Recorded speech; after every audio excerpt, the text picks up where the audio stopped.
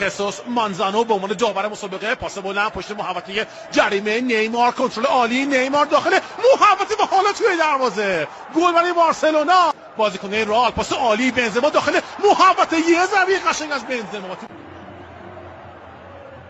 سانتر بلند داخل محوطه، یه ضربه سر زیبا، هنوز فرصت هست برای تیم رئال. کریم بنزما از پشت محوطه جریمه، مسی حرکت میکنه، مسی حالا ضربهشو میزنه با کاسیاس. سایدیس حمله تیم فوتبال بارسلونا، یه پاس جو میدونه، حالا مسی و گل نشد تو.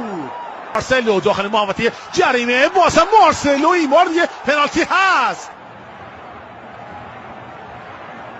رونالدو و حالا توی دروازه، گل برای تیم رئال مادرید، گل برای تیم رئال و باز هم CR7 برای رئال. تونی کروس سانتر بلند روی دروازه، یه ضربه و حالا توی دروازه، پپ دروازه بارسا رو باز کرده. 2-1 رئال مادرید میکنه. سرخیو راموس، ماتیو زمین محکم و راه دور و بکنش خوبه ایکر کاسیاس.